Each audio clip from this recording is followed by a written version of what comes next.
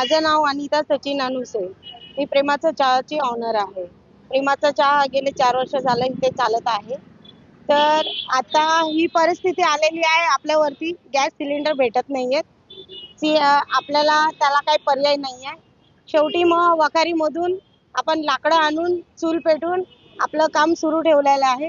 आपलं हॉटेल काही झालं तर बंद होणार नाहीये, ही माझी अट आहे. माझी जिद्द आहे की काही झालं तर माझं शॉप बंद झालं नाही पाहिजे आणि माझं शॉप चालू राहिलं पाहिजे. त्याच्यासाठी मी आज चूल बनवून लोकांचं पोट भरते आहे. जे जेवण करायला येतात त्यांना जेवण देणं मला शक्य होते चुलीमुळे. पण सिलेंडरचा भावही वाढलाय आणि सिलेंडर भेटतही नाहीये. जो सिलेंडर 900 रुपयाला येत होता, जो बुक करण्यावरती 900ला येतोय, तो आज 2000 रुपये ते लोक मागतात आहे. ते देताही आता तर सिलेंडर नाहीच आहे. तर आता त्याला पुढे किती दिवस चालणार आहे हे आम्हाला माहित नाहीये.